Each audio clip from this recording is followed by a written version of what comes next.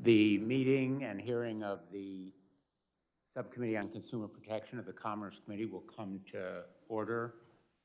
I'm very pleased to welcome my colleagues, and I want to thank Ranking Member Senator Blackburn for her cooperation and collaboration. We've been working very closely.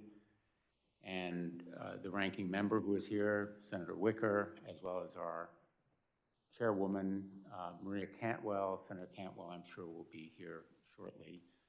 Most important, I'd like to thank our witness, Frances Haugen, for being here, and the two counsel who are representing her today. And I want to give you my heartfelt gratitude for your courage and strength in coming forward as you have done, standing up to one of the most powerful, implacable corporate giants in the history of the world, without any exaggeration. You have a compelling, credible voice, which we've heard already. But you are not here alone. You're armed with documents and evidence. And you speak volumes, as they do, about how Facebook has put profits ahead of people. Among other revelations, the information that you have provided to Congress is powerful proof that Facebook knew its products were harming teenagers. Facebook exploited teens using powerful algorithms that amplified their insecurities and abuses through what it found was an addict's narrative. There is a question, which I hope you will discuss, as to whether there is such a thing as a safe algorithm. Facebook saw teens creating secret accounts that are often hidden from their parents as unique value proposition. In their words, a unique value proposition. A way to drive up numbers for advertisers and shareholders at the expense of safety. And it doubled down on targeting children, pushing products on preteens, not just teens, but preteens, that it knows are harmful to our kids' mental health and well-being. Instead of telling parents, Facebook concealed the facts. It sought to stonewall and block this information from becoming public, including to this committee when Senator Blackburn and I specifically asked the company. And still, even now, as of just last Thursday, when a Facebook witness came before this committee, it has refused disclosure or even to tell us when it might decide whether to disclose additional documents. And they've continued their tactics even after they knew the disruption it caused. It isn't just that they made money from these practices, but they continued to profit from them. Their profit was more important than the pain that they caused. Last Thursday, the message from Ms. Antigone Davis, Facebook's global head of safety, was simple. Quote, "This research is not a bombshell," end quote. And she repeated the line, "Not a bombshell." Well, this research is the very definition of a bombshell. Facebook and big tech are facing a big tobacco moment, a moment of reckoning. The parallel is striking. I sued Big Tobacco as Connecticut's Attorney General. I helped to lead the states in that legal action, and I remember very, very well the moment in the course of our litigation when we learned of those files that showed not only that Big Tobacco knew that its product caused cancer, but that they had done the research, they concealed the files, and now we knew, and the world knew. And big tech now faces that Big Tobacco jaw-dropping moment of truth. It is documented proof that Facebook knows its products can be addictive and toxic to children. And it's not just that they made money, again, it's that they valued their profit more than the pain that they cause to children and their families. The damage to self-interest and self-worth inflicted by Facebook today will haunt a generation. Feelings of inadequacy and insecurity, rejection, and self-hatred will impact this generation for years to come. Our children are the ones who are victims. Teens today, looking at themselves in the mirror, feel doubt and insecurity. Mark Zuckerberg ought to be looking at himself in the mirror today. And yet, rather than taking responsibility and showing leadership, Mr. Zuckerberg is going sailing. His new modus operandi, no apologies, no admission, no action, nothing to see here.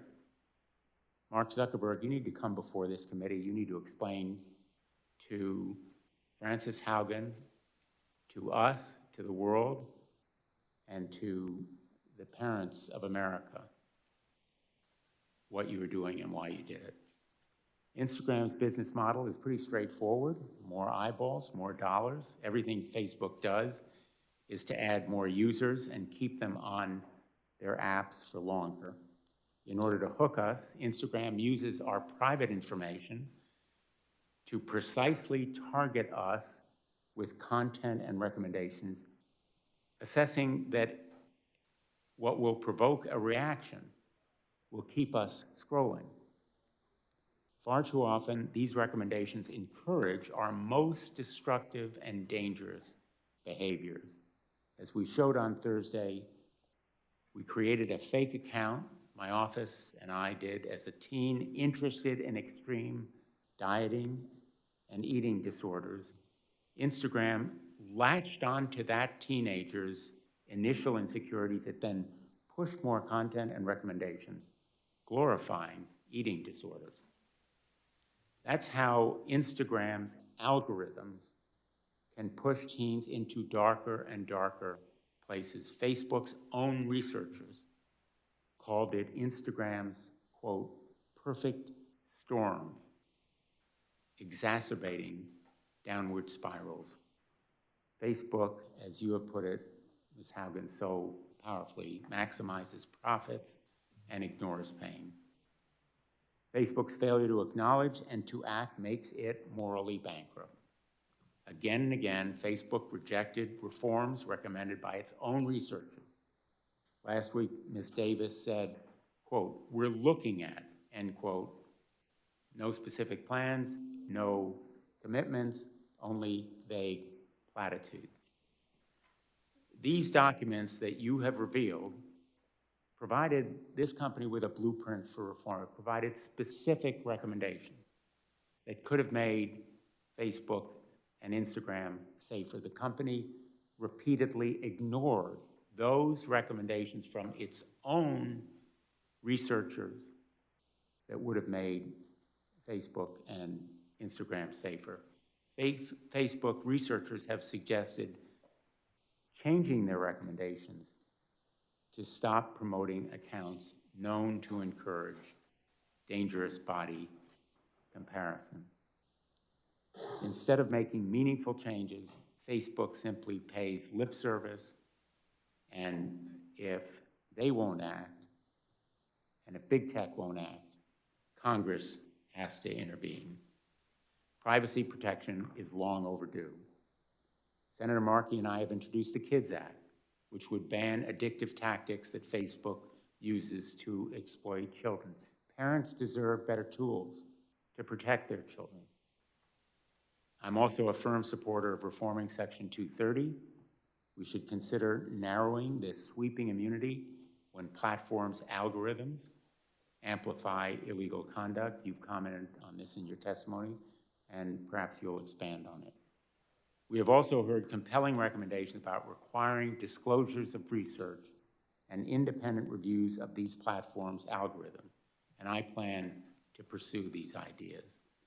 The Securities and Exchange Commission should investigate your contentions and claims, Ms. Haugen, and so should the Federal Trade Commission. Facebook appears to have misled the public and investors, and if that's correct, it ought to face real penalties as a result of that misleading and deceptive misrepresentation. I want to thank all my colleagues who are here today, because what we have is a bipartisan congressional roadmap for reform that will safeguard and protect children from big tech.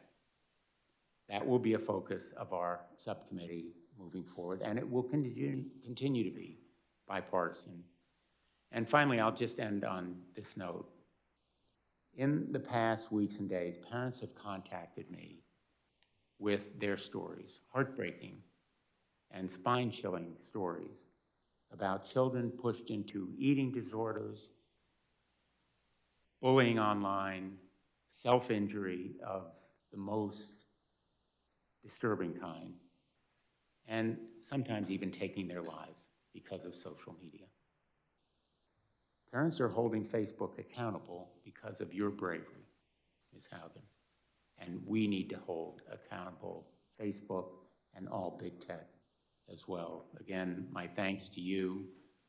I am going to enter into the record a letter from 52 state attorneys general and from 2 members of the Youth Advisory Board of Sandy Hook Promise, as long as there's no objection. And I will now turn to the ranking member, Senator Blackburn. Thank you, Mr. Chairman, and thank you for entering that letter in the record that we have from our state's attorneys general.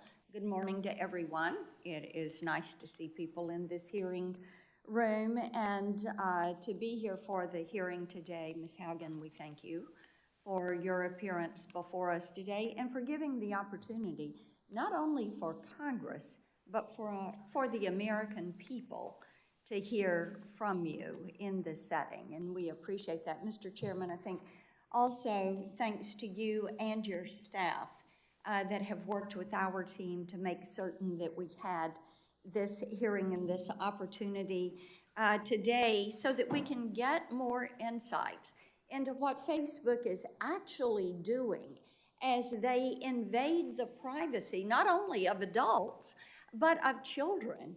And look at the ways that they are in violation of the Children's Online Privacy Protection Act, which is federal law, and looking at how they are evading that law and working around it.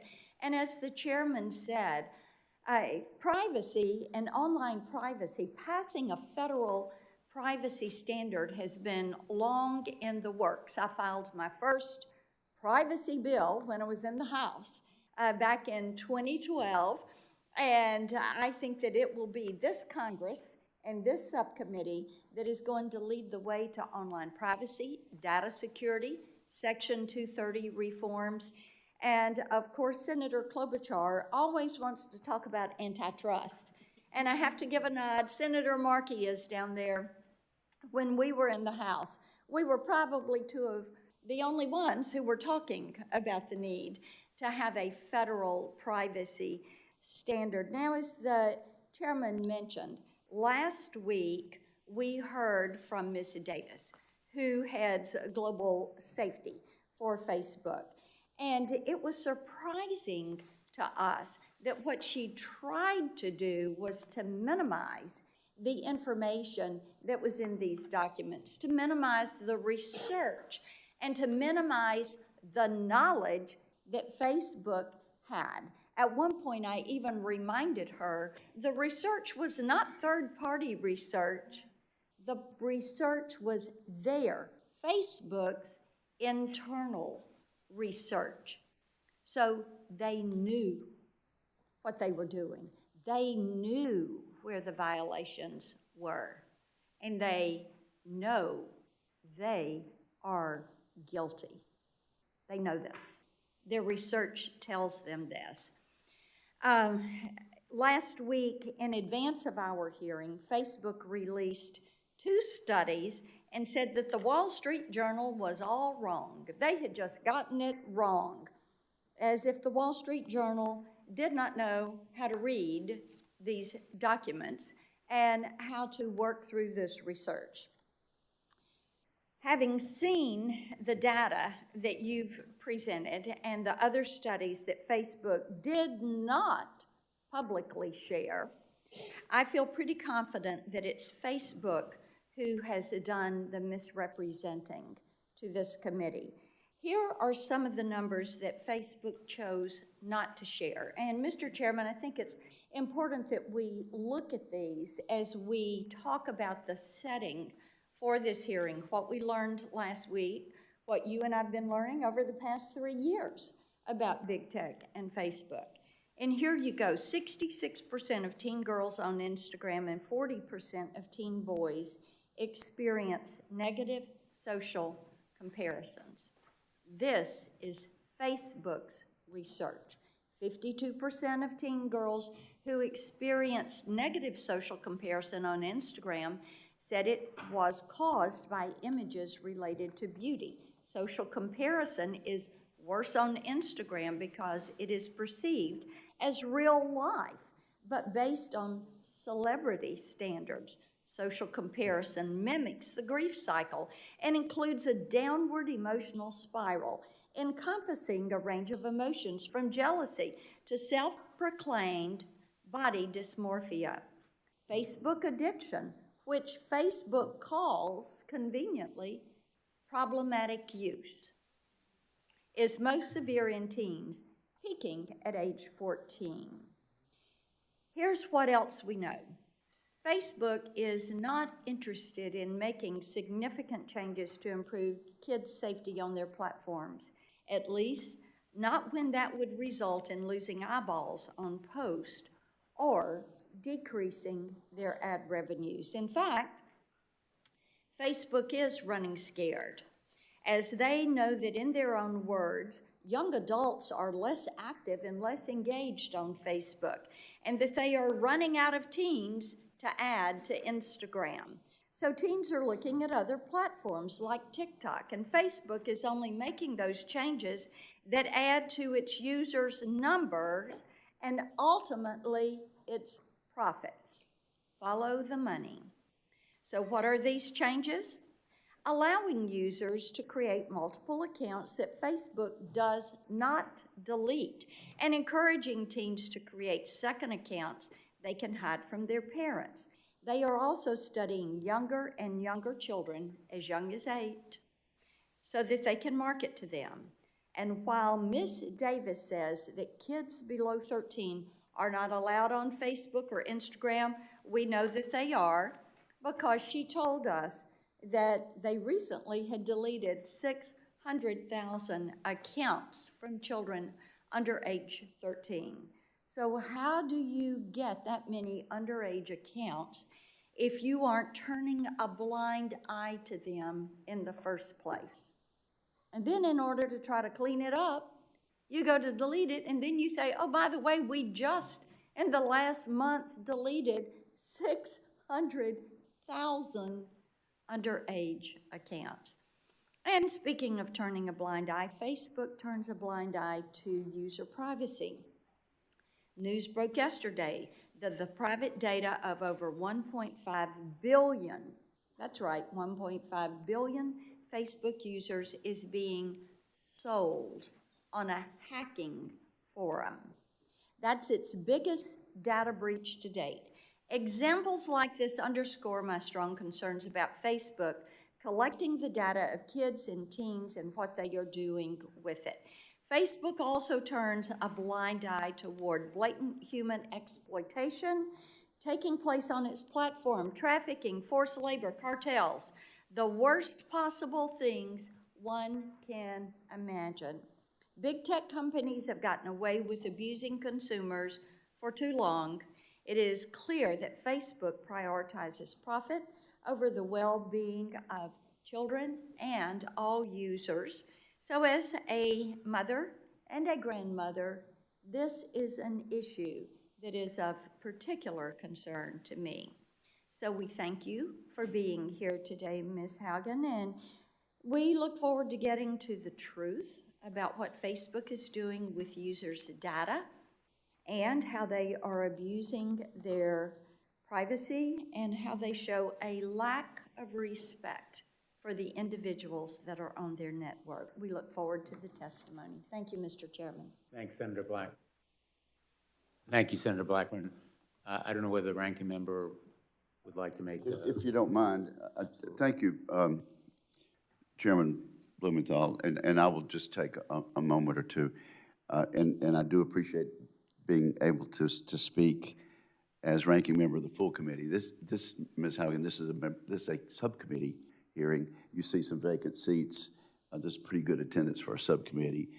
There are also a lot of things going on, so people will be coming and going. But I'm willing to predict that this will have almost 100% attendance by members of the subcommittee because of the importance of this subject matter. So thanks for coming forward to share concerns about Facebook's business practices, particularly with respect to children and teens. And of course, that is the main topic of it's the title of our hearing today, Protecting Kids Online. The recent revelations about Facebook's mental health effects on children and its plan to target younger audiences are indeed disturbing. And I think you're going to see a lot of bipartisan concern about this today and in future hearings. They show how urgent it is for Congress to act against powerful tech companies on behalf of children and the broader public. And I say powerful tech companies, they are possessive of immense power. Their product is addictive, and people on both sides of this dais are concerned about this. I talked to an opinion maker just down the hall a few moments before this hearing. This person said, the tech gods have been demystified now. And I think this hearing today, Mr. Chair, is a part of the process of demystifying big tech. The children of America are hooked on their product. It is often destructive and harmful, and there is a cynical knowledge on behalf of the leadership of these big tech companies that is true. Ms. Haugen, I hope you will have a chance to talk about your work experience at Facebook and perhaps compare it to other social media companies. I also look forward to hearing your thoughts on how this committee and how this Congress can ensure greater accountability and transparency, especially with regard to children. So thank you, Mr. Chairman, and thank you, Ms. Haugen, for being here today. Thanks, Senator Wicker. Our witness this morning is Frances Haugen. She was the lead product manager on Facebook's civic misinformation team. She holds a degree in electrical and computer engineering from Olin College and an MBA from Harvard. She made the courageous decision, as all of us here and many others around the world know, to leave Facebook and reveal the terrible truths about the company she learned during her tenure there. And I think we are all in agreement here in expressing our gratitude and our admiration for your bravery in coming forward. Thank you, Ms. Haugen. Please proceed.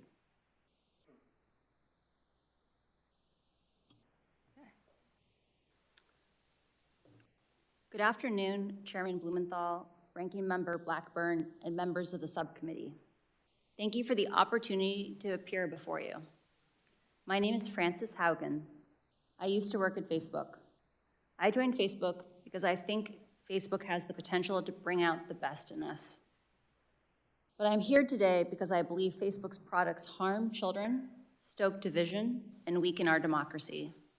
The company's leadership knows how to make Facebook and Instagram safer, but won't make the necessary changes because they have put their astronomical profits before people.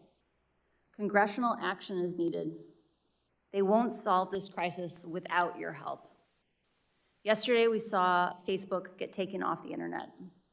I don't know why it went down, but I know that for more than 5 hours, Facebook wasn't used to deepen divides, destabilize democracies, and make young girls and women feel bad about their bodies.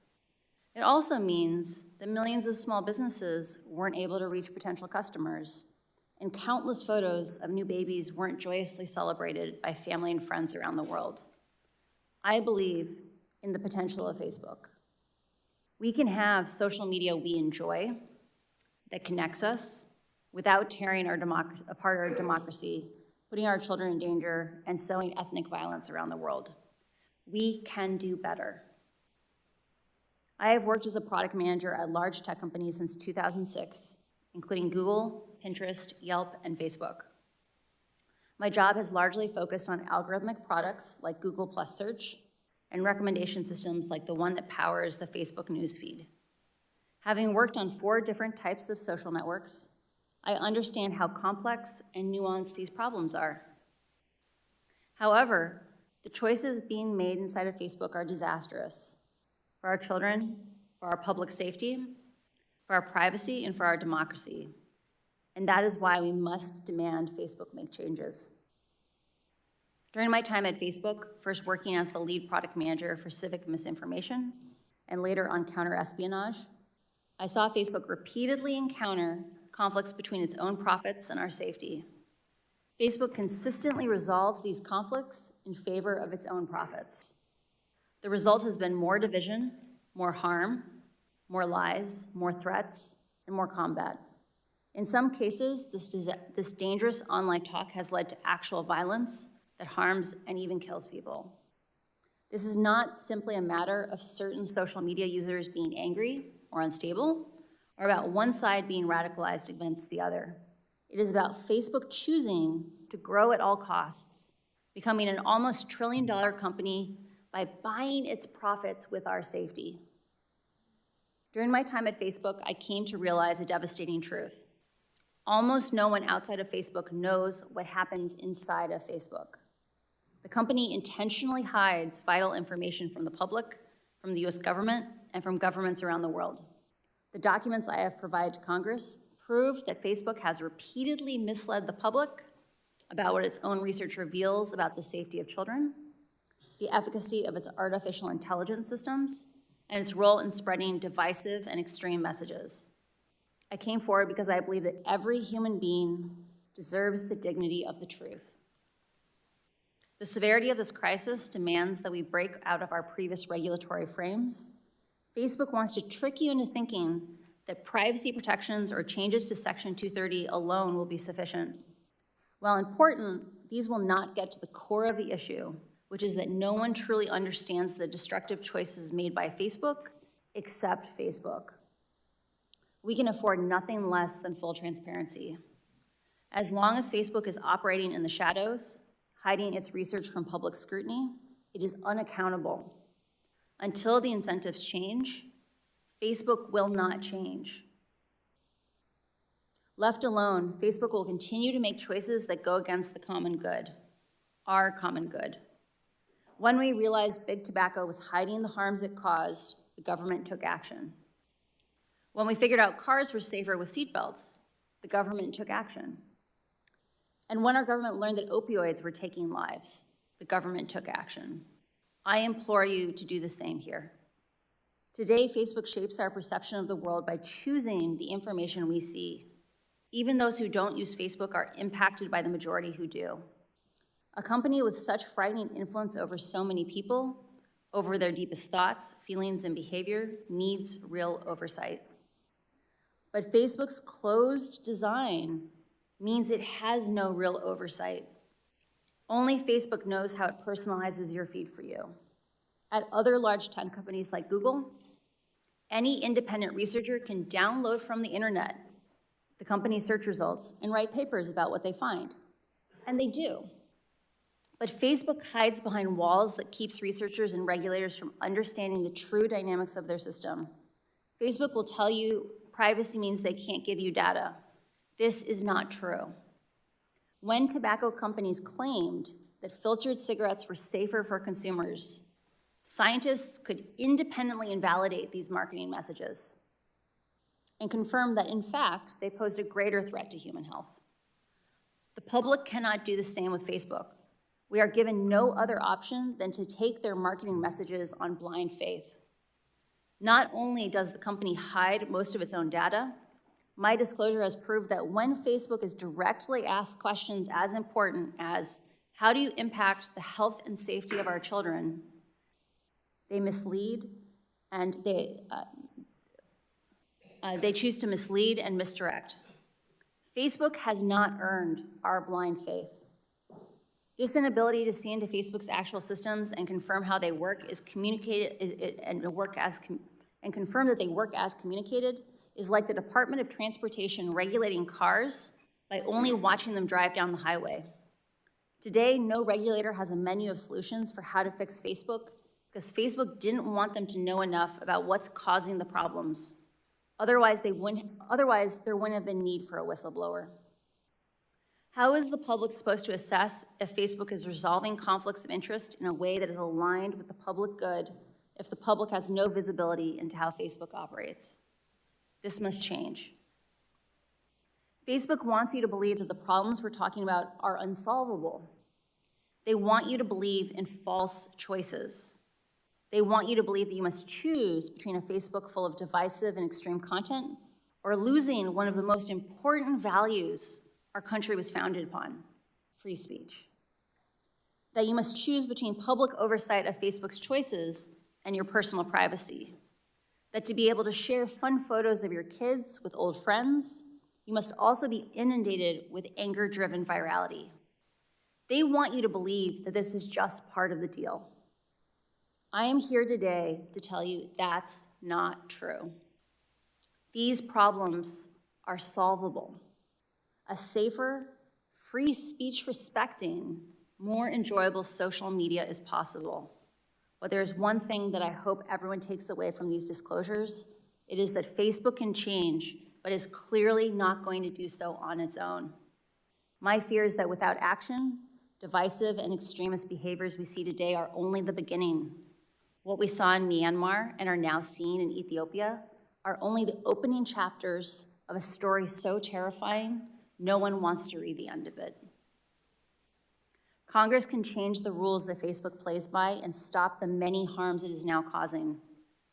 We now know the truth about Facebook's destructive impact. I really appreciate the seriousness which the members of Congress and the Securities and Exchange Commission are approaching these issues. I came forward at great personal risk because I believe we still have time to act. But we must act now. I'm asking you, our elected representatives, to act. Thank you. Thank you, Ms. Haugen. Thank you for taking that personal risk, and we will do anything and everything to protect and stop any retaliation against you and any legal action that the company may bring to bear, or anyone else, and we've made that, I think, very clear in the course of these proceedings. I want to ask you about this idea of disclosure. You've talked about looking, in effect, at a car going down the road, and we're going to have 5-minute rounds of questions, maybe a second round if you're willing to do it. We're here today to look under the hood, and that's what we need to do more. In August, Senator Blackburn and I wrote to Mark Zuckerberg, and we asked him pretty straightforward questions about how the company works and safeguards children and teens on Instagram. Facebook dodged, ducked, sidetracked, in effect misled us. So I'm going to ask you a few straightforward questions to break down some of what you have said, and if you can answer them yes or no, that would be great. Has Facebook's research, its own research, ever found that its platforms can have a negative effect on children and teens' mental health or well-being? Many of Facebook's internal research reports indicate that Facebook has a serious negative harm on a significant portion of teenagers and younger and children. And has Facebook ever offered features that it knew had a negative effect on children's and teens' mental health? Facebook knows that its amplification algorithms, things like engagement-based ranking on Instagram, can lead children from very innocuous topics like healthy recipes. I think all of us could eat a little more healthy, all the way from just something innocent like healthy recipes to anorexia promoting content over a very short period of time. And has Facebook ever found, again, in its research, that kids show sign of addiction on Instagram? Facebook has studied a pattern that they call problematic use, what we might more commonly call addiction. It has a very high bar for what it believes it is. It says you self-identify that you don't have control over your usage and that it is materially harming your health, your schoolwork, or your physical health. 5 to 6% of 14-year-olds have the self-awareness to admit both those questions.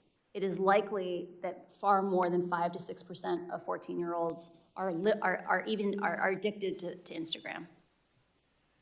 Last Thursday, my colleagues and I asked Ms. Davis, who was representing Facebook, about how the decision would be made whether to pause permanently Instagram for kids.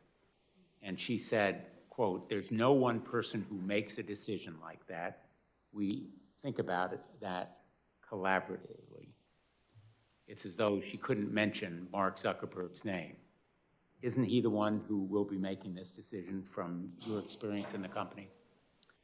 Mark holds a very unique role in the tech industry in that he holds over 55% of all the voting shares for Facebook. There are no similarly powerful companies that are as unilaterally controlled.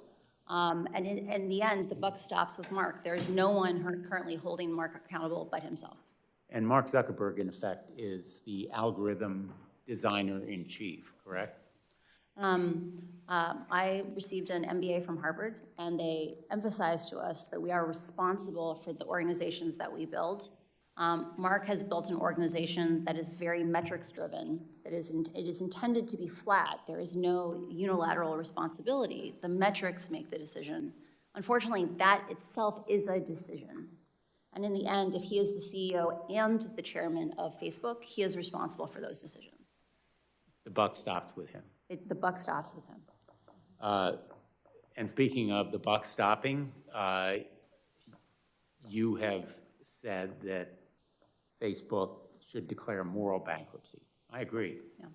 I think its actions and its failure to acknowledge its responsibility indicate moral bankruptcy. There is a cycle occurring inside the company where Facebook has struggled for a long time to recruit and retain the number of employees it needs to tackle the large scope of projects that it has chosen to take on. Facebook is stuck in a cycle where it struggles to hire. That causes it to understaff projects, which causes scandals, which then makes it harder to hire. Part of why Facebook needs to come out and say, we did something wrong, we made some choices that we regret, is the only way we can move forward and heal Facebook is we first have to admit the truth.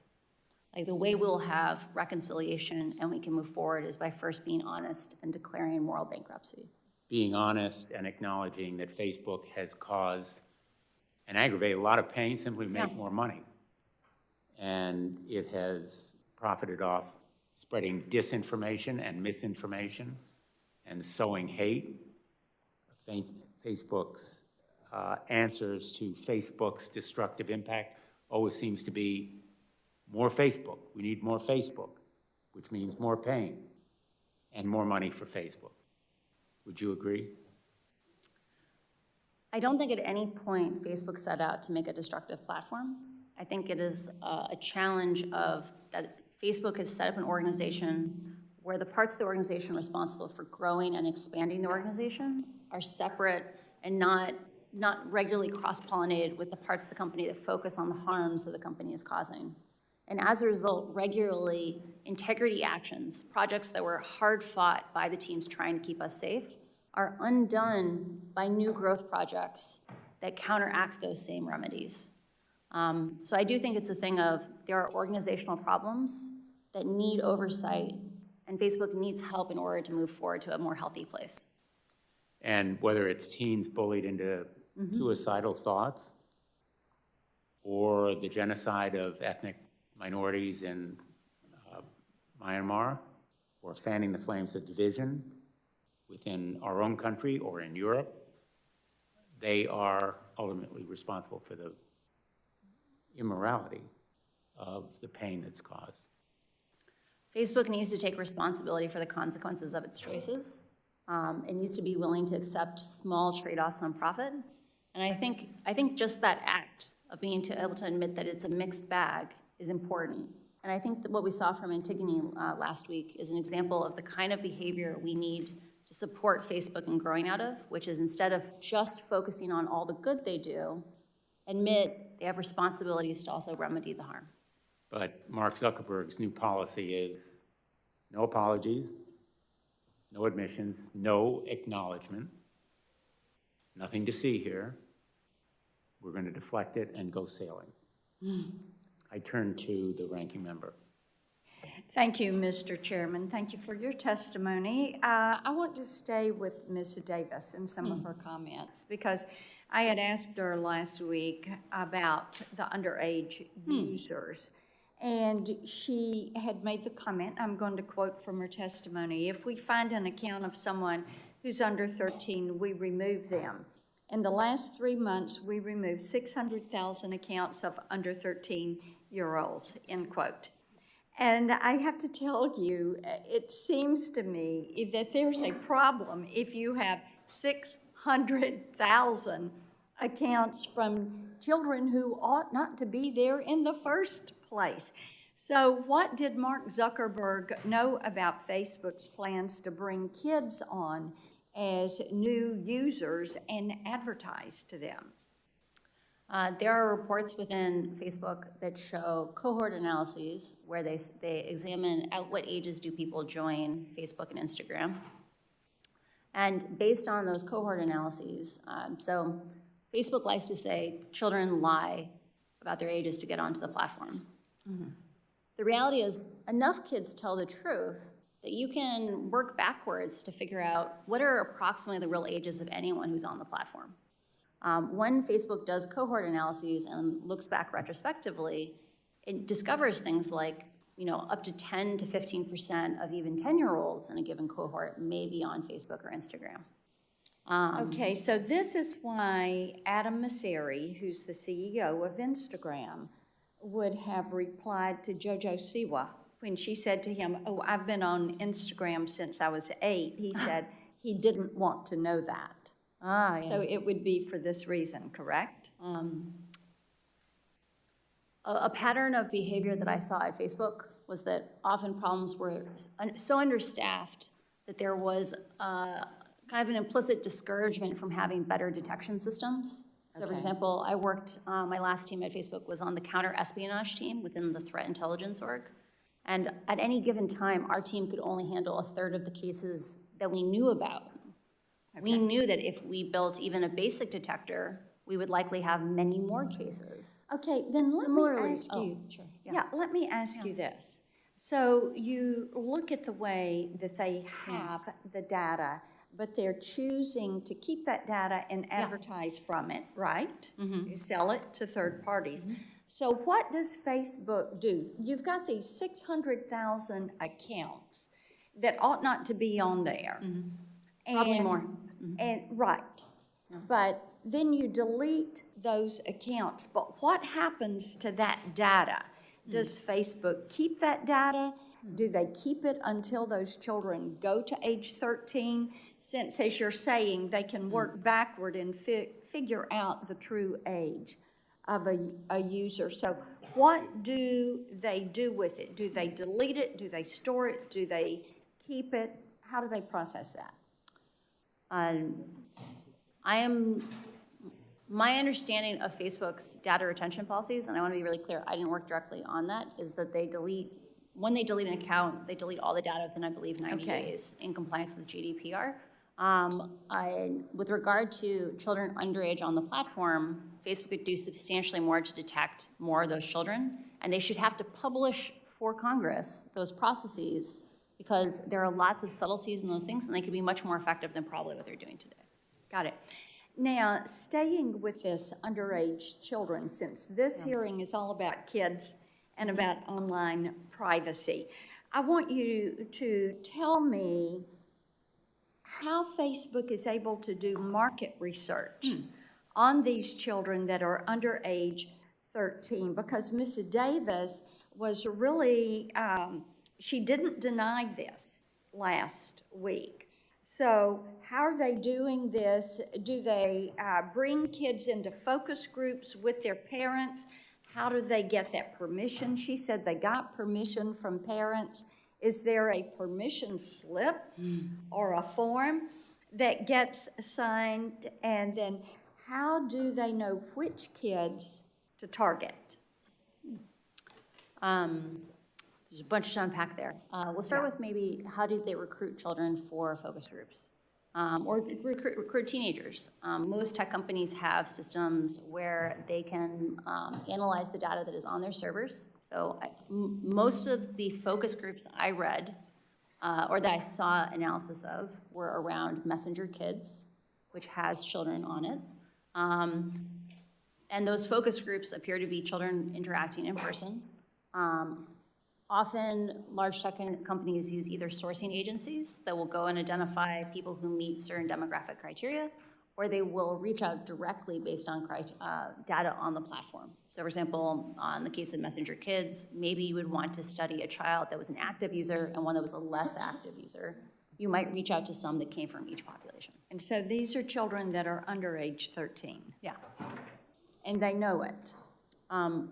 For some of these studies. And I assume they get permission, but I don't work on that. Okay. Well, we're still waiting to get a copy of that parental consent form that would involve children. My time has expired, Mr. Chairman. I'll save my other questions for our second round if we're able to get those. Thank you. Great. Thank you, Senator Blackburn. Senator Klobuchar. Thank you very much, Mr. Chairman. Thank you so much, Ms. Haugen, for shedding a light on how Facebook time and time again has put profit over people. When their own research found that more than 13% of teen girls say that Instagram made their thoughts of suicide worse, what did they do? They proposed Instagram for Kids, which has now been put on pause because of public pressure. When they found out that their algorithms are fostering polarization, misinformation, and hate, that they allowed 99% of their violent content to remain unchecked on their platform, including lead up to the January 6th insurrection. What did they do? They now, as we know, Mark Zuckerberg's going sailing and saying no apologies. I think the time has come for action, and I think you are the catalyst for that action.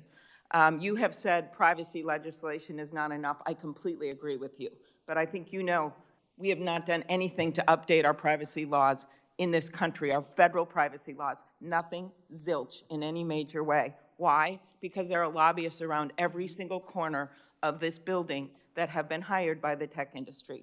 We have done nothing when it comes to making the algorithms more transparent, allowing for the university research that you referred to. Why? Because Facebook and the other tech companies are throwing a bunch of money around this town and people are listening to them.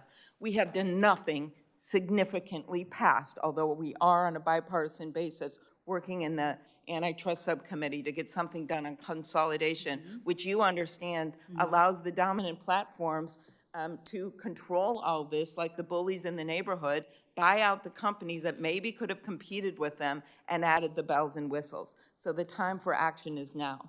So I'll start with something that I asked Facebook's head of safety when she testified before us last week. I asked her how they estimate the lifetime value of a user for kids who start using their products before they turn 13. She evaded the question and said, that's not the way we think about it. Is that right, or is it your experience that Facebook estimates and puts a value on how much money they get from users in general? I'll get to kids in a second. Is that a motivating force for them? Based on what I saw in terms of allocation of integrity spending, so one of the things disclosed in the Wall Street Journal was that I believe it's like 87% of all the misinformation spending is spent on English, but only about like 9% of the users are English speakers. It seems that Facebook invests more in users who make them more money, even though the danger may not be evenly distributed based on profitability. Does it make sense that having a younger person get hooked on social media at a young age makes them more profitable over the long term as they have a life ahead of them. Facebook's internal documents talk about the importance of getting younger users, for example, tweens, onto Instagram, like Instagram Kids, because they need to have, they know that children bring their parents online and things like that. And so they understand the value of younger users for the long-term success of Facebook. Facebook reported advertising revenue to be $51.58 per user last quarter in the US and Canada. When I asked Ms. Davis how much of that came from Instagram users under 18, she wouldn't say. Do you think that teens are profitable for their company? I would assume so, based on advertising for things like television. You get much substantially higher advertising rates for customers who don't yet have preferences or habits. And so I'm sure they are some of the more profitable users on Facebook, but I do not work directly on that. Another major issue that's come out of this, eating disorders. Studies have found that eating disorders actually have the highest mortality rate of any mental illness for women. And I led a bill on this with Senators Capito and Baldwin that we passed into law. And I'm concerned that this algorithms that they have pushes outrageous content, promoting anorexia and the like. I know it's personal to you. Do you think that their algorithms push some of this content to young girls? Facebook knows that the engagement-based ranking, the way that they pick the content in Instagram for young users, for all users, amplifies preferences. And they have done something called a proactive incident response, where they take things that they've heard. For example, like, can you be led by the algorithms to anorexia content? And they have literally recreated that experiment themselves and confirmed, yes, this happens to people. So Facebook knows that they are leading young users to anorexia content. Do you think they are deliberately designing their product to be addictive beyond even that content?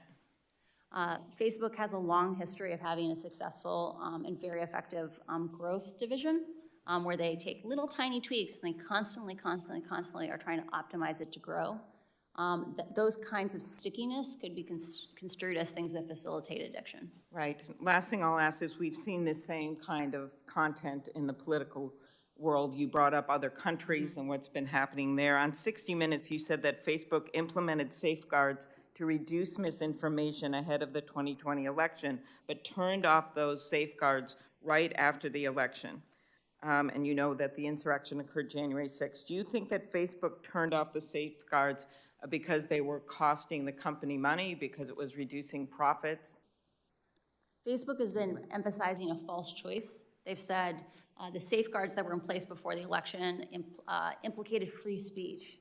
The choices that were happening on the platform were really about how reactive and twitchy was the platform, right? Like, how viral was the platform? And Facebook changed those safety defaults in the run-up to the election because they knew they were dangerous. And because they wanted that growth back, they wanted the acceleration of the platform back after the election, they returned to their original defaults. And the fact that they had to break the glass on January 6th and turn them back on, I think that's deeply problematic. Agree. Thank you very much for your bravery in coming forward. Senator Thune. Thank you, Mr. Chair and Ranking Member Blackburn. I've been arguing for some time that it is time for Congress to act, and I think the question is always, what is the correct way to do it, the right way to do it, consistent with our First Amendment right to free speech. Totally. This committee doesn't have jurisdiction over the antitrust issue. That's the Judiciary Committee, and I'm not averse to looking at the monopolistic nature of Facebook, honestly. I think that's a real issue that needs to be examined and perhaps addressed as well. But at least under this committee's jurisdiction, there are a couple of things I think we can do. And I have a piece of legislation, and Senators Blackburn and Blumenthal are both co-sponsors, called the Filter Bubble Transparency Act. And essentially what it would do is give users the options to engage with social media platforms without being manipulated by these secret formulas that essentially dictate the content that you see when you open up an app or log on to a website. We also, I think, need to hold big tech accountable by reforming Section 230. And one of the best opportunities, I think, to do that, at least in a bipartisan way, is the Platform Accountability and Consumer Transparency, or the PACT Act, and that's legislation that I've co-sponsored with Senator Schatz. which in addition to stripping Section 230 protections for content that a court determines to be illegal, the PACT Act would also increase transparency and due process for users around the content moderation process. And importantly, in the context we're talking about today with this hearing, with a major big tech whistleblower, the PACT Act would explore the viability of a federal program for big tech employees to blow the whistle on wrongdoing inside the companies where they work. In my view, we should encourage employees in the tech sector like you to speak up about questionable practices of big tech companies, so we can, among other things, ensure that Americans are fully aware of how social media platforms are using artificial intelligence and opaque algorithms to keep them hooked on the platform.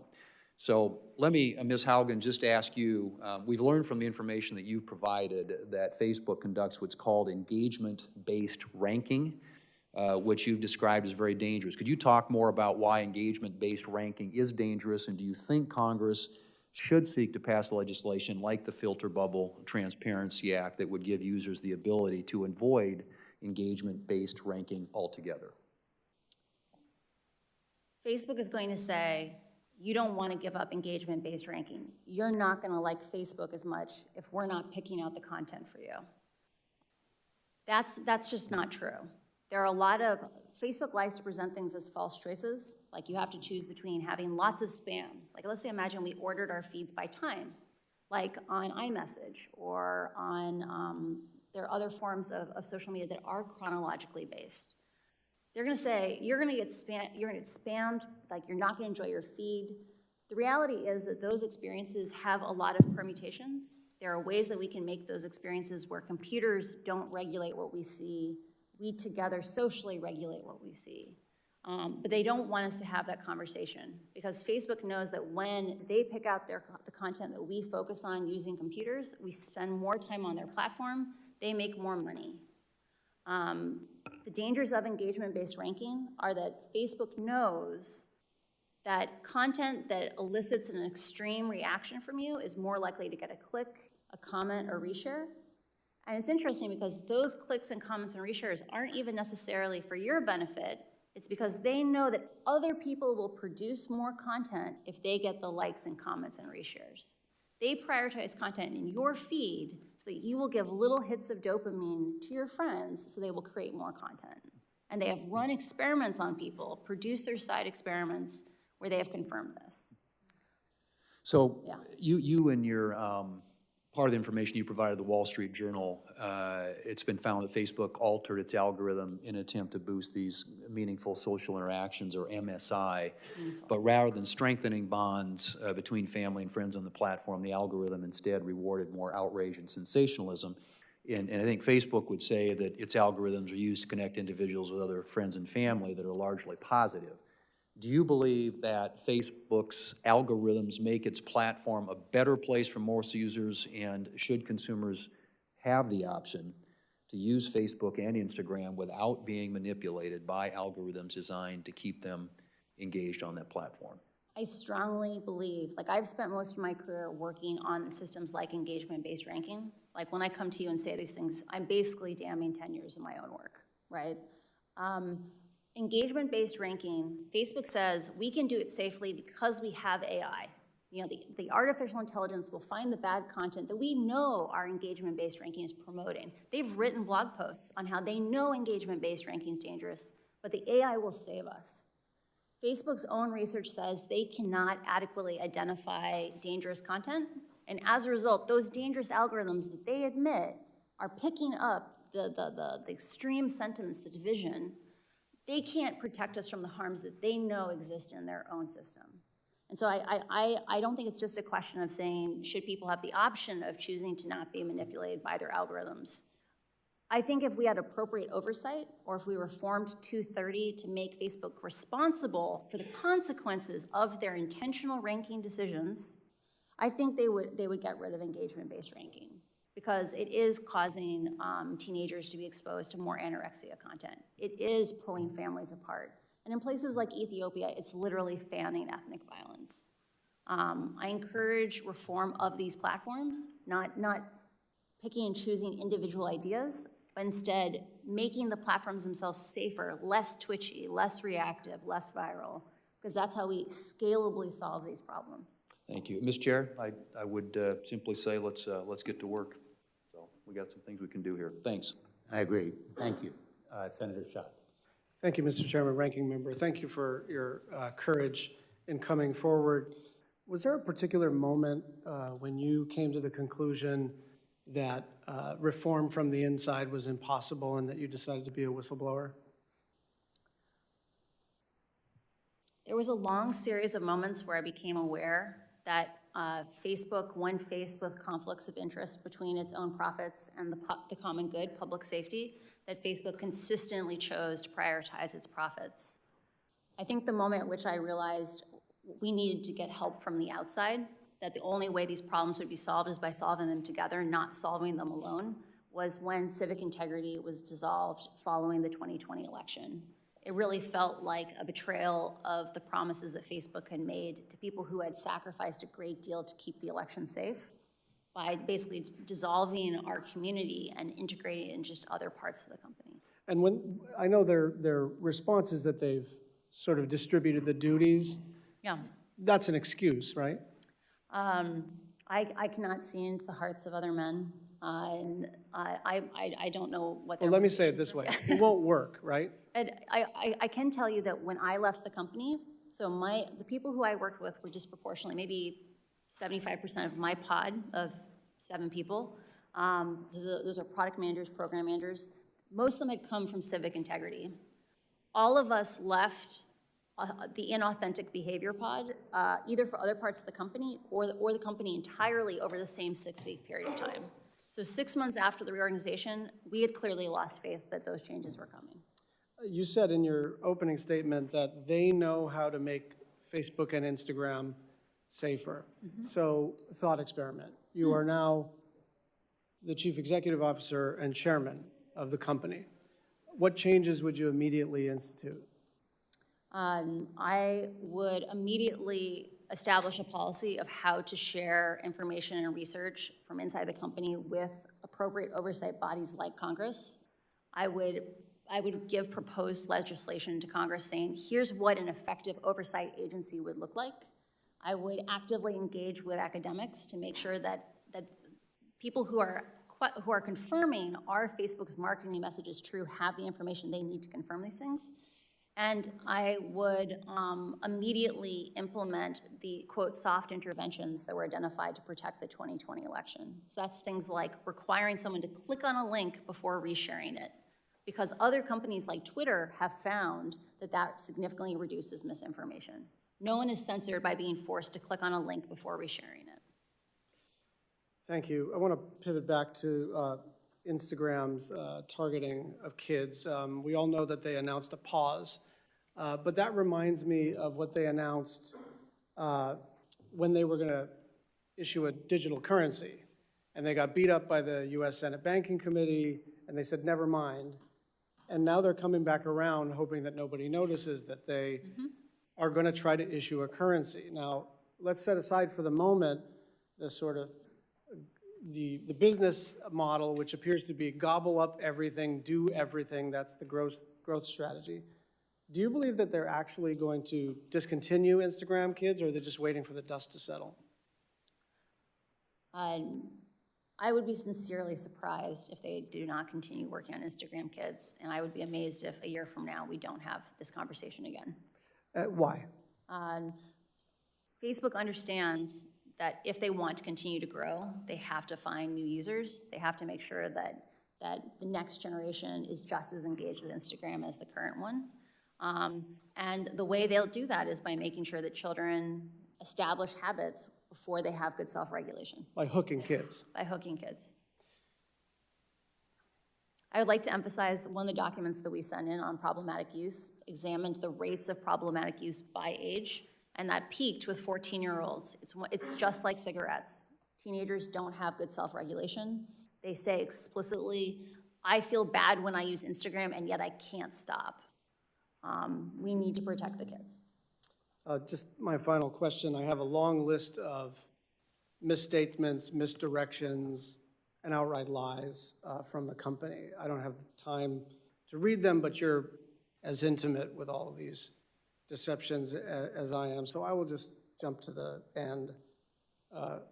If you were a member of this panel, would you believe what Facebook is saying? I would not believe. Facebook has not earned our right to just have blind trust in them. Trust is, last week, one of the most beautiful things that I heard on the committee was trust is earned, and Facebook has not earned our trust. Thank you. Thanks, Senator Schatz.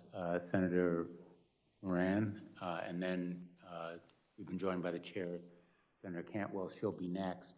We're going to break at about 11:30, if that's okay, because we have a vote. Okay. And then we'll reconvene. Okay. Mr. Chairman, thank you. The conversation so far reminds me that you and I ought to resolve our differences and introduce legislation. So as Senator Thune said, let's go to work. Our differences are very minor, or they seem very minor in the face of the revelations that we've now seen, so I'm hoping we can move forward, Senator Moran. I share that view, Mr. Chairman. Thank you. Thank you very much for your testimony. What examples do you know? We've talked about particularly children, teenage girls specifically, but what other examples do you know about where Facebook or Instagram knew its decisions would be harmful to its users, but still proceeded with the plan and executed those harmful behavior? Facebook's internal research is aware that there are a variety of problems facing children on Instagram that are, they know that severe harm is happening to children. For example, in the case of bullying, Facebook knows that Instagram dramatically changes the experience of high school. So when we were in high school, or when I was in high school, most kids You looked at me and changed your wording. Sorry. When I was in high school, most kids have positive home lives. Like, it doesn't matter how bad it is at school, kids can go home and reset for 16 hours. Kids who are bullied on Instagram, the bullying follows them home. It follows them into their bedrooms. The last thing they see before they go to bed at night is someone being cruel to them, or the first thing they see in the morning is someone being cruel to them.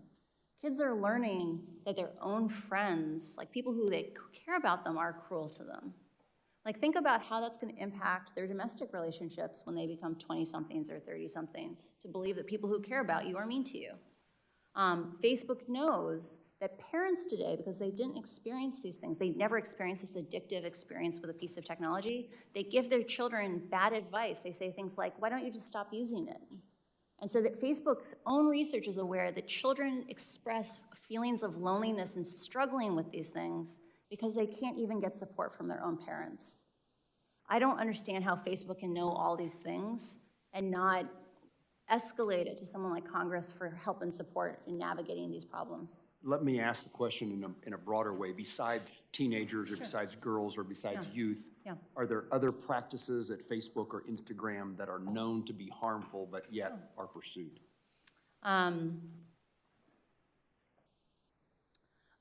Facebook is aware that choices it made in establishing like meaningful social interactions, so engagement-based ranking that didn't care if you bullied someone or committed hate speech in the comments, that was meaningful. They know that that change directly changed publishers' behavior, that companies like BuzzFeed wrote in and said, the content is most successful on our platform is some of the content we're most ashamed of. You have a problem with your ranking, and they did nothing. They know that politicians are being forced to take positions they know their own constituents don't like or approve of because those are the ones that get distributed on Facebook. That's a huge, huge negative impact. Facebook also knows that they have admitted in public that engagement-based ranking is dangerous without integrity and security systems, but then not rolled out those integrity and security systems to most of the languages in the world. And that's what's causing things like ethnic violence in Ethiopia. Thank you for your answer. What is the magnitude of Facebook's revenues or profits that come from the sale of user data? Oh, I'm sorry. I've never worked on that. I'm not aware. Thank you. What regulations or legal actions by Congress or by administrative action do you think would have the most consequence or would be feared most by Facebook, Instagram, or allied companies? I strongly encourage reforming Section 230 to exempt decisions about algorithms, right? So modifying 230 around content, I think has, it's very complicated because user-generated content is something that companies have less control over. They have 100% control over their algorithms. And Facebook should not get a free pass on choices it makes to prioritize growth and virality and reactiveness over public safety. They shouldn't get a free pass on that because they're paying for their profits right now with our safety. So I strongly encourage reform of 230 in that way. I also believe there needs to be a dedicated oversight body because right now the only people in the world who are trained to analyze these experiments, to understand what's happening inside of Facebook, are people who grew up inside of Facebook or Pinterest or another social media company. And there needs to be a regulatory home where someone like me could do a tour of duty after working at a place like this and have a place to work on things like regulation, to bring that information out to the oversight boards that have the right to do oversight. A regulatory agency within the federal government. Yes. Thank you very much. Thank you, Chairman. Senator Cantwell. Thank you, Mr. Thank you, Chairman. Senator Moran. Thank you for holding this hearing, and I think my colleagues have brought up a lot of important issues, and so I think I just want to continue on that vein. First of all, the Privacy Act that I introduced along with several of my colleagues actually does have FTC oversight of algorithm transparency. In some instances, I'd hope you take a look at that and tell us what other areas you think we should add to that level of transparency. But clearly that's the issue at hand here, I think, in your coming forward, so thank you again for your willingness to do that. The documentation that you say now exists is the level of transparency about what's going on that people haven't been able to see. And so your information that you say has gone up to the highest levels at Facebook is that they purposely knew that their algorithms were continuing to have misinformation and hate information, and that when presented with information about this terminology, downstream MSI, meaningful social information, knowing that it was this choice, you could continue this wrong-headed information, hate information about the Rohingya, or you could continue to get higher click-through rates. And I know you said you don't know about profits, but I'm pretty sure you know that on a page. Yeah. If you click through that next page, I'm pretty sure there's a lot more ad revenue than if you didn't click through. So you're saying that documents exist that at the highest level at Facebook, you had information discussing these two choices, and that people chose, even though they knew that it was misinformation and hurtful and maybe even causing people lives, they continued to choose profit. We have submitted documents to Congress outlining Mark Zuckerberg was directly presented with a list of, quote, soft interventions. So a hard intervention is like taking a piece of content off Facebook, taking a user off Facebook. Soft interventions are about making slightly different choices to make the platform less viral, less twitchy. Mark was presented with these options and chose to not remove downstream MSI in April of 2020, even though even just isolated in at-risk countries. That's countries at risk of violence, if it had any impact on the overall MSI metric. So he chose— Which in translation means less money. Yeah, he said— Right? Was there another reason given why they would do it other than they thought it would really affect their numbers? I don't know for certain. Like Jeff Horowitz, the reporter for the Wall Street Journal, and I struggled with this. We sat there and read these minutes, and we're like, how is this possible? Like, we've just read 100 pages on how downstream MSI expands hate speech, misinformation, violence inciting content, graphic violent content. Why wouldn't you get rid of this? And the best theory that we've come up with, and I want to emphasize this is just our interpretation on it, is people's bonuses are tied to MSI. Right? Like people stay or leave the company based on what they get paid. And like, if you hurt MSI, a bunch of people weren't gonna get their bonuses. So you're saying that this practice even still continues today? Like we're still in this environment? I'm personally very frustrated by this because we presented information to Facebook from one of my own constituents in 2018 talking about this issue with the Rohingya, pleading with the company. We pleaded with the company, and they continue to not address this issue. Now, you're pointing out that these same algorithms are being used, and they know darn well in Ethiopia that it's causing and inciting violence. And again, they are still today choosing profit over taking this information down. Is that correct? When rioting began in the United States in the summer of last year, they turned off downstream MSI only for when they detected content was health content, which is probably COVID, and civic content. But Facebook's own algorithms are bad at finding this content. It's still in the raw form for 80, 90% of even that sensitive content. In countries where they don't have integrity systems in the local language, and in the case of Ethiopia, there are 100 million people in Ethiopia in 6 languages. Facebook only supports 2 of those languages for integrity systems. This strategy of focusing on language-specific, content-specific systems, AI to save us, is doomed to fail. I need to get to one of them. First of all, I'm sending a letter to Facebook today. They better not delete any information as it relates to the Rohingya or investigations about how they proceeded on this, particularly in light of your information or the documents. But aren't we also now talking about advertising fraud? Aren't you selling something to advertisers that's not really what they're getting?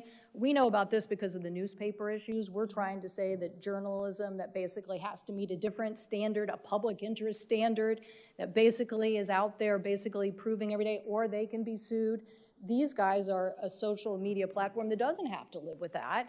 And then the consequences, they're telling their advertisers that this was we see it. We see it. People are coming back to the local journalism because they're like, we want to be with a trusted brand. We don't want to be in, your website. So I think your finding for the SEC is an interesting one, but I think that we also have to look at what are the other issues here. And one of them is, did they defraud advertisers in telling them this was the advertising content that you were going to be advertising in, when in reality it was something different. It was based on a different model. We have multiple examples of question and answers for the advertising staff, the sales staff, where advertisers say after the riots last summer, were asked, should we come back to Facebook? Or after the insurrection, like, should we come back to Facebook? And Facebook said in their talking points that they gave to advertisers, we're doing everything in our power to make this safer, or we take down all the hate speech when we find it. But Facebook's own internal... And that was not true. That was not true. They get 3 to 5% of hate speech. Thank you. Thank you, Mr. Chairman. Thanks, Senator Cantwell. And if you want to make your letter available to other members of the committee, I'd be glad to join you myself. Thank you. And, thank you. Thank you for suggesting it. Thank you. Senator Lee. Thank you, Mr. Chairman, and thank you, Ms. Haugen, for joining us this week. It's very, very helpful. We're grateful that you're willing to make yourself available. Last week, we had another witness from Facebook, Ms. Davis. She came and she testified before this committee, and she focused on, among other things, the extent to which Facebook targets ads to children, including ads that are either sexually suggestive or geared toward adult-themed products or themes in general. Now, I appreciated her willingness to be here. I didn't get the clearest answers in response to some of those questions, and so I'm hoping that you can help shed some light on some of those issues related to Facebook's advertising processes here today. As we get into this, I want to first read you a quote that I got from Ms. Davis last week. Here's what she said during her questioning. Quote, "When we do ads to young people, there are only 3 things that an advertiser can target around: age, gender, location. We also prohibit certain ads to young people, including weight loss ads. We don't allow tobacco ads at all, meaning to young people. We don't allow them to children. We don't allow them to minors," close quote. Now, since that exchange happened last week, there are a number of individuals and groups, including a group called the Technology Transparency Project, or TTP, that have indicated that that part of her testimony was inaccurate, that it was false. TTP noted that TTP had conducted an experiment just last month, and their goal was to run a series of ads that would be targeted to children ages 13 to 17 to users in the United States. Now, I want to emphasize that TTP didn't end up running these ads. They stopped them from being distributed to users. But Facebook did, in fact, approve them. And as I understand it, Facebook approved them for an audience of up to 9.1 million users, all of whom were teens. So I brought a few of these to show you today. This is the first one I wanted to showcase. This first one has a colorful graphic encouraging kids to, quote, throw a Skittles party like no other, which, you know, as the graphic indicates, and as the slang jargon also independently suggests, this involves kids getting together randomly to abuse prescription drugs. The second graphic displays an ante. That is, a tip specifically designed to encourage and promote anorexia. And it's on there. Now, the language, the ante itself, independently promotes that. The ad also promotes it, insofar as it was suggesting these are images you ought to look at when you need motivation to be more anorexic, I guess you could say. Now, the third one invites children to find their partner online and to make a love connection. You look lonely, find your partner now to make a love connection. Now look, it'd be an entirely different kettle of fish if this were targeted to an adult audience. It is not. It's targeted to 13 to 17-year-olds. Now, obviously, I don't support, and TDP does not support these messages, particularly when targeted to impressionable children. And again, just to be clear, TDP did not end up pushing the ads out after receiving Facebook's approval. But it did, in fact, receive Facebook's approval. So I think this says something.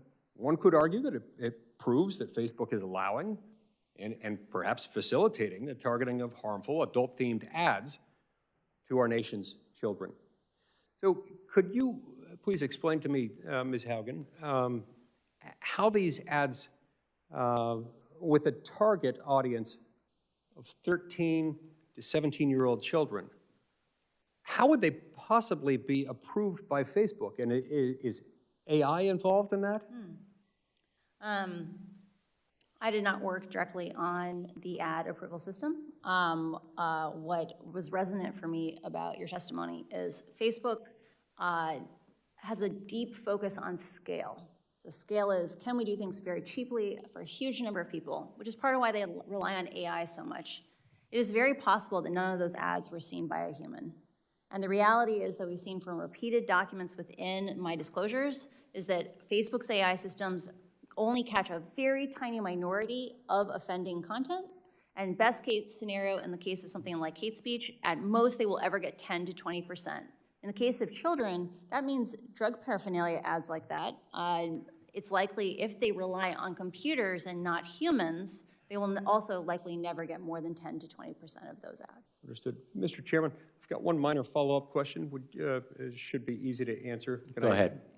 So, well, Facebook may claim that it only targets ads based on age, gender, and location, even though these things seem to counteract that. But let's set that aside for a minute.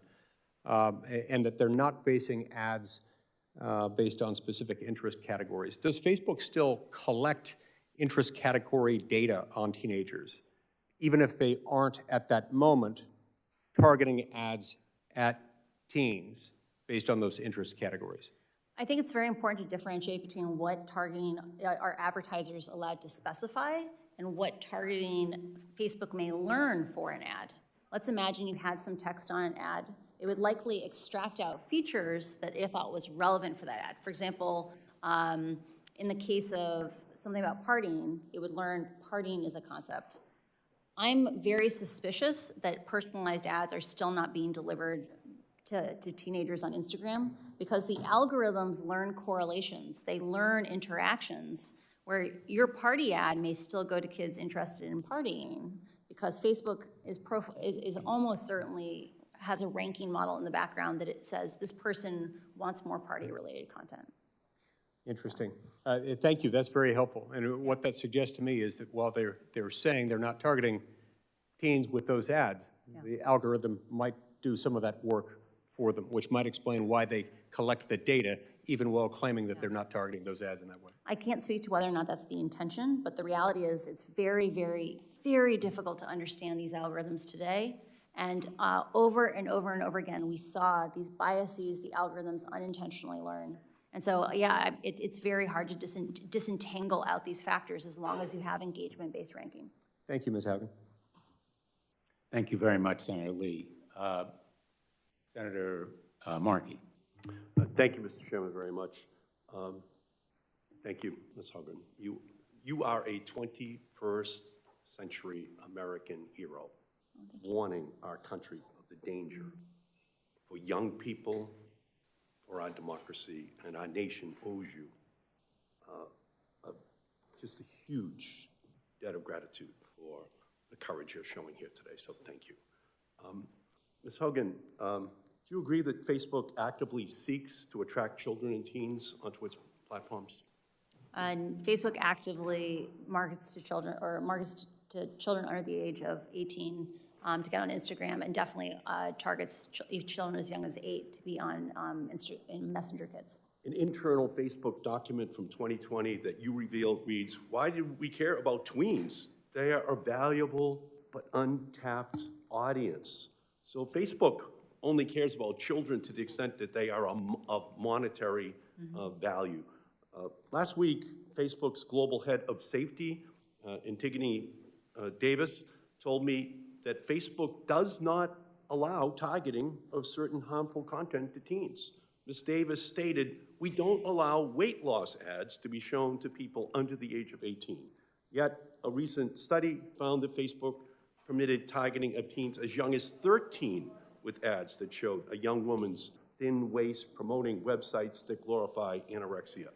Ms. Haugen, based on your time at Facebook, do you think Facebook is telling the truth? I think Facebook has focused on scale over safety, and it is likely that they are using artificial intelligence to try to identify harmful ads without allowing the public oversight to see what is the actual effectiveness of those safety systems. You unearthed Facebook's research about its harm to teens. Did you raise this issue with your supervisors? I did not work directly on anything involving teen mental health. This research was freely available to anyone in the company. Ms. Davis testified last week, quote, "We don't allow tobacco ads at all. We don't allow them to children either. We don't allow alcohol ads to minors. However, researchers also found that Facebook does allow targeting of teens with ads on vaping." Ms. Haugen, based on your time at Facebook, do you think Facebook is telling the truth? I do not have context on that issue. I assume that if they are using artificial intelligence to catch those vape ads, unquestionably ads are making its way through. Okay. So from my perspective, listening to you and your incredibly courageous revelations time and time again, Facebook says one thing and does another. Time and time again, Facebook fails to abide by the commitments that they had made. Time and time again, Facebook lies about what they are doing. Yesterday, Facebook had a platform outage, but for years it has had a principles outage. Its only real principle is profit. Facebook's platforms are not safe for young people. As you said, Facebook is like big tobacco, enticing young kids with that first cigarette, that first social media account designed to hook kids as users for life. Ms. Haugen, your whistleblowing shows that Facebook uses harmful features that quantify popularity, push manipulative influencer marketing, amplify harmful content to teens. And last week in this committee, Facebook wouldn't even commit to not using these features on 10-year-olds. Facebook is built on computer codes of misconduct. Senator Blumenthal and I have introduced the Kids Internet Design and Safety Act, the KIDS Act. You have asked us to act as a committee. And Facebook has scores of lobbyists in the city right now coming in right after this hearing to tell us we can't act. And they've been successful for a decade in blocking this committee from acting. So let me ask you a question. The Kids Internet Design and Safety Act, or the KIDS Act, here's what the legislation does. It includes outright bans on children's app features that, one, quantified popularity with likes and follower counts.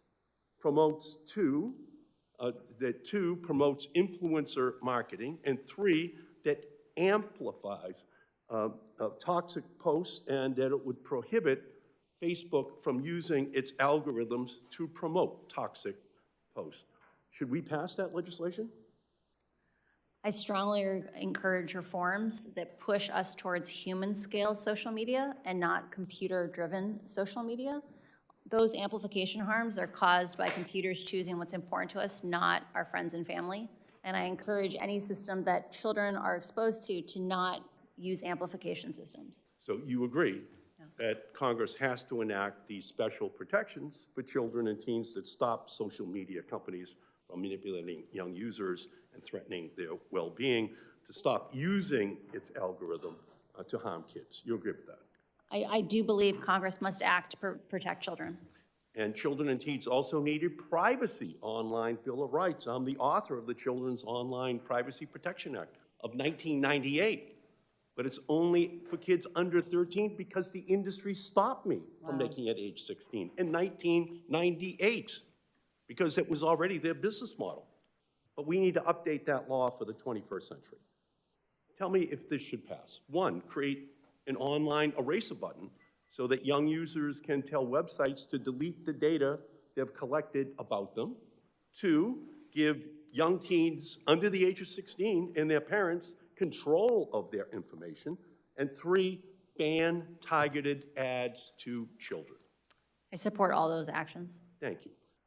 And finally, I've also introduced the Algorithmic Justice and Online Platform Transparency Act, which would, 1, open the hood on Facebook and big tech's algorithms so we know how Facebook is using our data to decide what content we see, and 2, ban discriminatory algorithms that harm vulnerable populations online, like showing employment and housing ads to white people, but not to black people in our country. Should Congress pass that bill?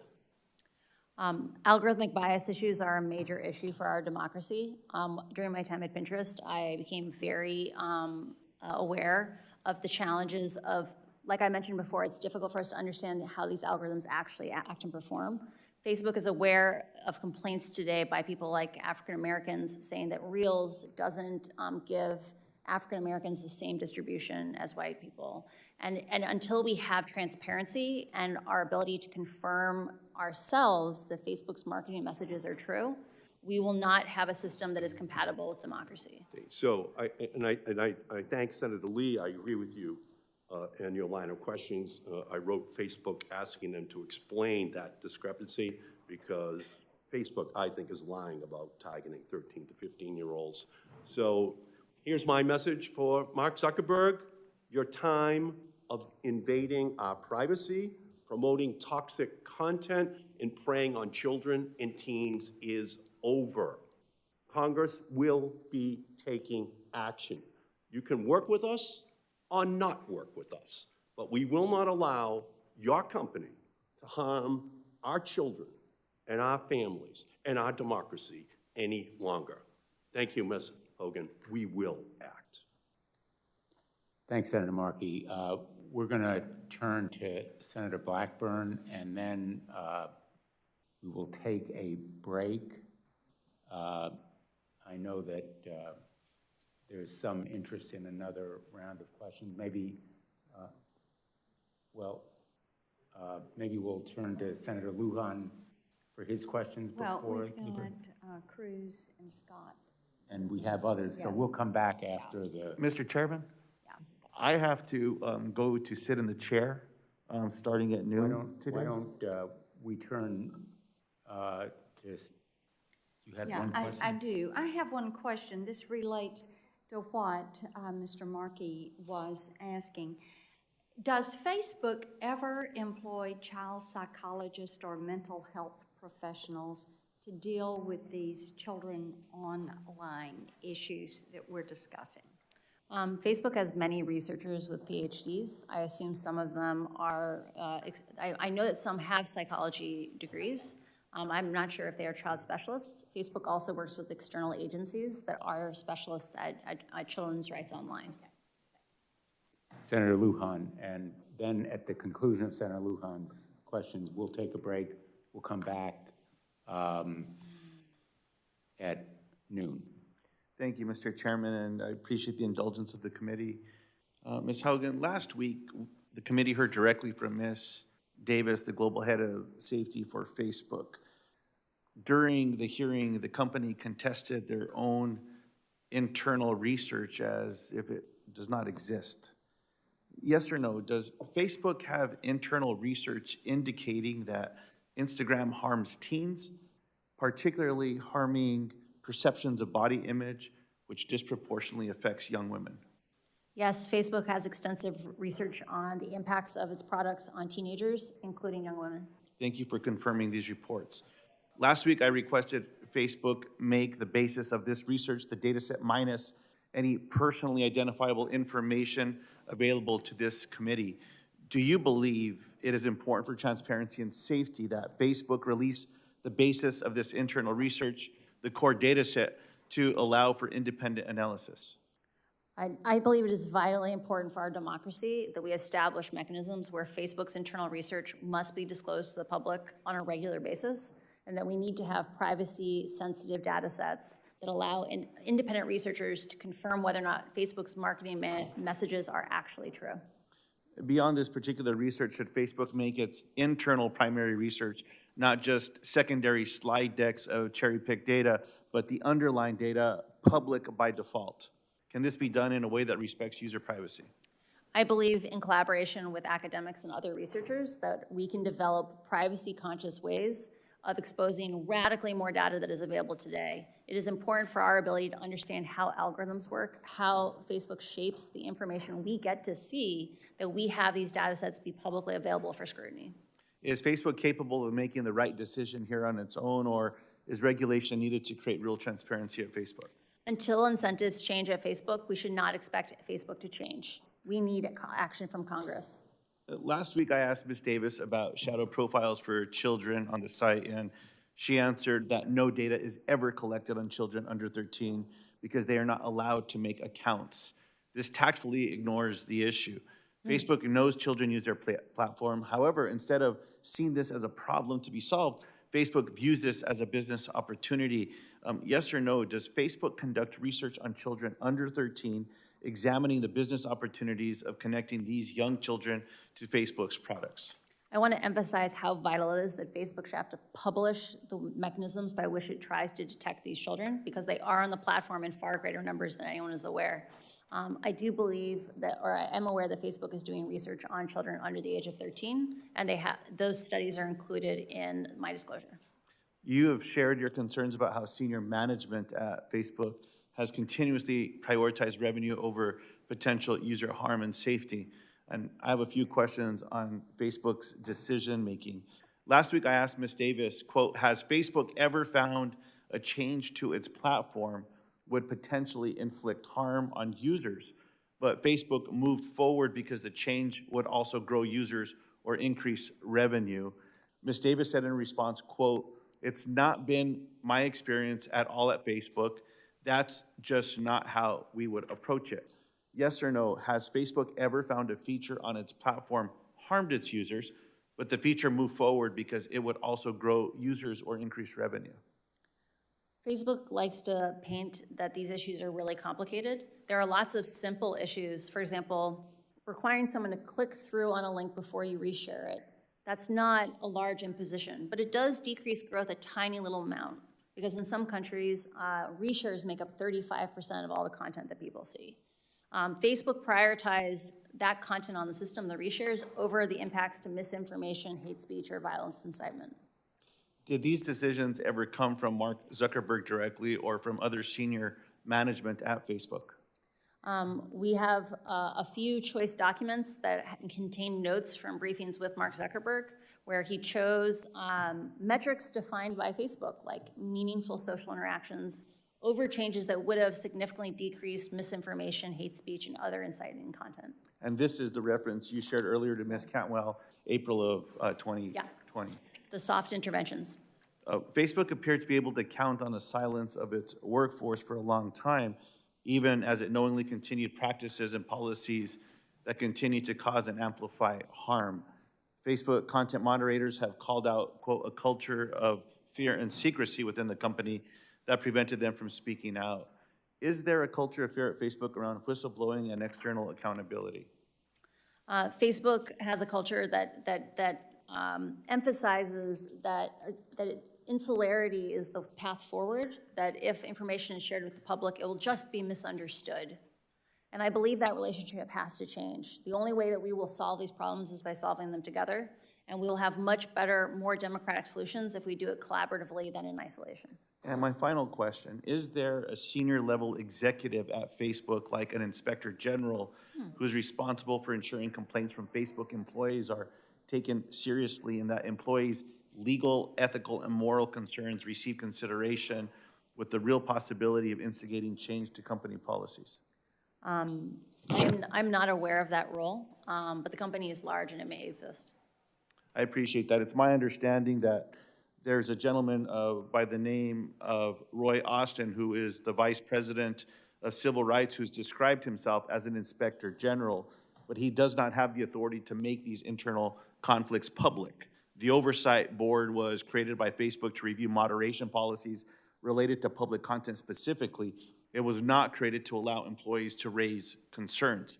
So again, another area of interest I believe that we have to act on. I thank you for coming forward today.